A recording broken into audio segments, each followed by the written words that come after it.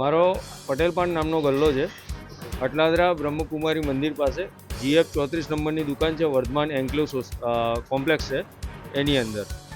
પટેલ પાન દુકાનની અંદર રાત્રે 10:30 પોણા 11 હું દુકાન બંધ કરીને ગયો હતો. 30 તારીખને રાત્રે, એટલે 1લી તારીખને સવારે 28 ફેબ્રુઆરીને રાત્રે હું દુકાન બંધ કરીને ઘરે ગયો હતો 10:30 પોણા 11 વાગે.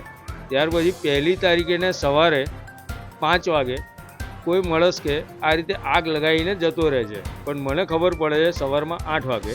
બાજુવાળા કાકા જ્યારે કચરો વાળતા હોય છે ત્યારે એમને મને ફોન કર્યો કે ભાઈ તમારી દુકાનમાં આગ લાગી છે. એટલે હું સવારમાં આવું છું અને નોર્મલ હું જોઉં છું, હું કંઈક કારણોસર લાગી હશે, એટલે પછી હું કંઈ બહુ ધ્યાન આપતો નથી.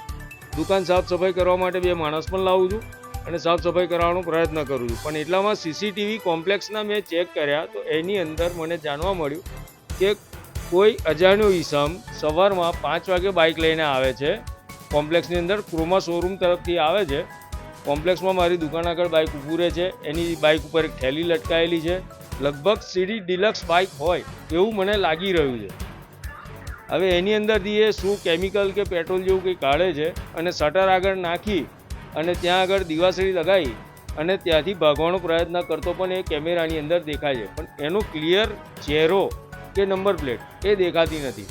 એ કદાચ સરકારી કેમેરાના માધ્યમથી કે સરકારી ફૂટેજથી એ આપણને જાણવા મળી શકે એમ છે.